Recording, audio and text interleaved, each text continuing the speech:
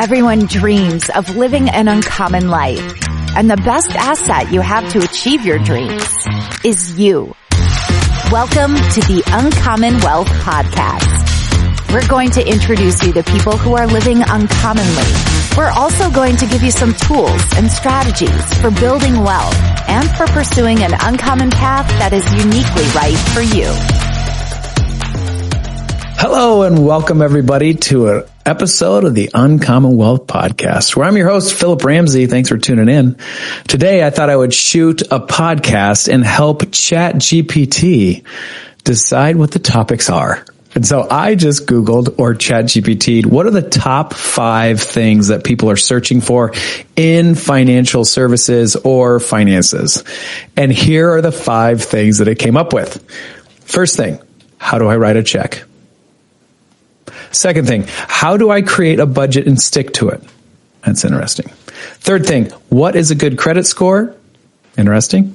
How much should I save for retirement? Number 4. Okay. And then how do I invest in stocks? So in this episode, I'm going to answer all 5 of those. So get ready for that. If you are wondering how you can write a check, this is the podcast for you. I'm going to try to make this so engaging that it's going to knock your socks off. The truth is, this probably isn't a question you're asking, but you've got to ask yourself, why in the world are people asking Google, how do I write a check? And it makes sense to me. Here's why. Because in this day and age, there's not a lot of people that have to write a check. Now, when I grew up, that's kind of the primary way that you would transfer money. Instead of Venmo or Apple Pay or all these different ways you can transfer money now, which makes it very easy. If you have to write a check, you're probably like, how in the world do I do this? So I understand why you would Google that.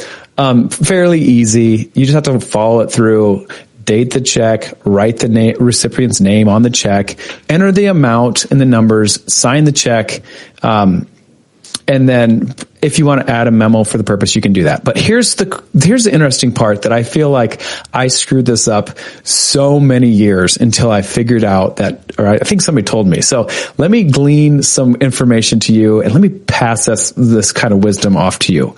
Is you never put "and" on the check until you get to the back. So what it looked like, let's say you wrote a check for $1,321.14. Okay.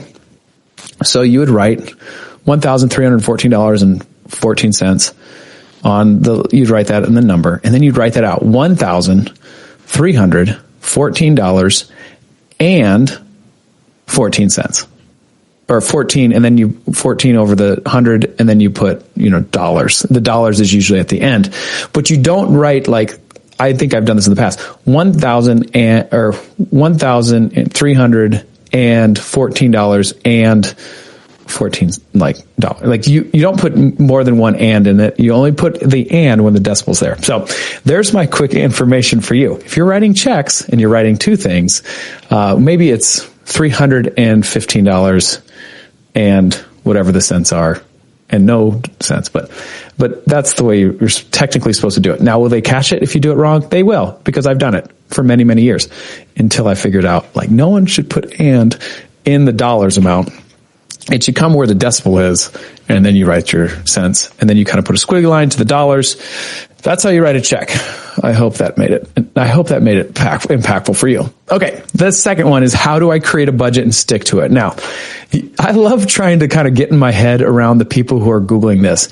This is a real life deal, right? Like, and everyone's had this, especially in December. Like, this is airing in December. Nothing good happens to your finances and your diet in December. You just throw it right out the window.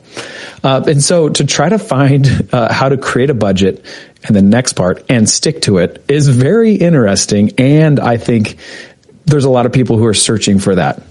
So list your income and your expenses. I think that could be something you're good. You can categorize your needs and your wants, needs versus wants. You can set spending limits, and you can track regularly and adjust. So regularly to me is usually weekly. Not monthly. That seems too overwhelming. There's too many transactions to look through, but weekly can really work. And I think it is the key to having an uncommon life is budgeting. That seems kind of like a core value. So it's important. And if you're Googling that, like, reach out, like, we could talk about it. There's definitely softwares and programs to help you with this. Every Dollar is one of them. I used to use a company called Cube Money. They've gone through some transitions, and I'm not really sure where they're at now, but you can look at them. That's another thing that helps you kind of do this and track a budget, create a budget, all that stuff. YNAB is another popular one, and I'm trying to think off the top of my head another one, but you can Google them. There's a lot out there that'll help you with that. So, third one, what is a good credit score? And do you need credit? I'll add that on there for a little bonus here. A good credit score is generally like 670 to like 739 is considered generally good. And then anything over 740 is considered excellent. Again, there's always caveats to this, but honestly, I'm a person that feels like credit is not bad and having good credit is good. Like my uncle, who isn't really my uncle, Dave Ramsey, would say, like, do everything cash. It ends up kind of hurting you, credit wise. So if you ever did need to go back to the bank, it sounds crazy, but they're like, oh, you don't have a good credit history and you don't have any credit. So it actually hurts your credit. I feel like there's ways around that, but, I think having a good credit score is valuable, especially when you need to go borrow money. They don't look at you like you have leprosy, and you're crazy. So I'm kind of a component of having good credit score, figuring out how to manage that, and pay your bills. I also like that. So I'm just trying to help. We are now halfway through this list. Number 4 is, how much should I save for retirement? Now we're getting in my wheelhouse, and it depends is the answer. But when I told ChatGPT to, like, give me some answers of this, they said aim for 15% of your income or enough to replace 70 to 80% of pre-retirement income. To me, that just asks the questions, well, how much should I save? And it doesn't really tell you. But it's really telling you it depends on how much your monthly expenses are, how much you need coming in. And I think it's good to say replace 70 to 80% because hopefully Social Security will cover the rest of it to help you get to 100%. And taxes should be lower when you're in retirement. Hopefully. There's definitely some things you can do that. That's why you hire a planner, an advisor to try to help you with your monies. But, a good rule of thumb is whatever you need monthly. So let's say you need $10,000 a month. We're just making this up. Let's say moving forward, you need $8,000 a month to come in every month.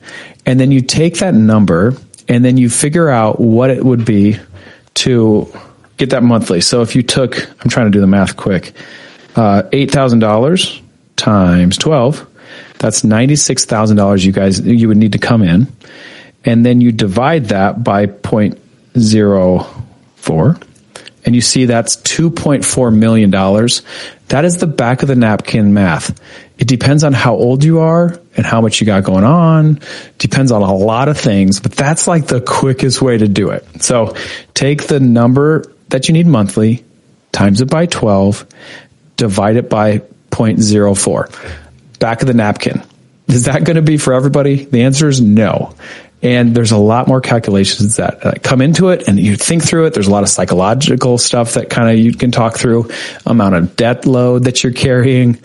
All that really does take an effect. And that's why you would hire somebody like Uncommon Wealth Partners to help you figure that out and have a confidence level in that. How much should I be saving for retirement? Am I on track? Am I off track? Those kind of questions. Okay, enough for that. But basically, that would answer the question of how much should I save for retirement? Okay, the last one is, how do I invest in stocks? Which is a great question. And again, trying to put myself in the shoes of the people that are asking these questions on Google. One, I think it's cool to see people are engaging in their future. How do I start saving for a future kind of time horizon? Stocks are a good way to do that. You open up a brokerage account. You can do that with Fidelity. You can do that with Charles Schwab. You can do that with an advisor like us or another advisor. There's a lot of ways to do that. You can research companies, or you can use index funds. You can use mutual funds. You can use bonds. You can use treasuries. There's a lot of different ways you can do that. But We're talking about stocks. So, there's a couple ways to do that. So I would say either stocks or index funds or mutual funds would be able to do that. And then you want to probably start small. So you just add $50 in just to see, do you like it? Is that easy transaction? You can even put a bank account attached to your brokerage account or your whatever account that you're opening up. You can even do this in a retirement account. Anyway, you can start small and then you can just kind of see how that feels. And then as you kind of get going and see the mechanics of it, then you can start investing more. But I think dollar cost averaging is pretty powerful when you're systematically putting in the same amount of money over time. So that means that you're buying a little bit lower when the market's down, you're buying higher. It's good for old money. Anyway, there's a lot of that goes into it. I should probably do another podcast on dollar cost averaging because I do think that's really powerful. Just systematically taking the emotion out of it and just consistently putting it in every month. Just do something. Again, start small and see if you like it. And then you can start kind of moving into a little bit more of a strategy, higher numbers. Anyway, so there you go. The top 5 things when you ask ChatGPT, the most things Googled of the financial services industry. I hope that helps. I hope that was insightful. Thanks for listening to the Uncommon Wealth podcast. I am so grateful that you always listen. You're faithful. Thank you for that. And for 2025, it's almost over. I hope you had a great one. If not, what are we going to do different in 2026? You know? All right. Well, hey, continue to be thankful. I feel like as Thanksgiving is done, I just feel like I want to have this just thankful, spirit in me to always be thinking about what am I thankful for? Because I think that gratitude doesn't have to just be around Thanksgiving, but it needs to be like a lifelong thing. Anyway, there's your quick tip for the day. I hope you enjoyed this one. I kind of enjoyed shooting it. Until next time, thanks for listening. Have a good day. That's all for this episode, brought to you by Uncommon Wealth Partners. Be sure to visit uncommonwealth.com to learn more about our services. Don't miss an episode as we introduce you to inspiring people who are actively pursuing an uncommon life.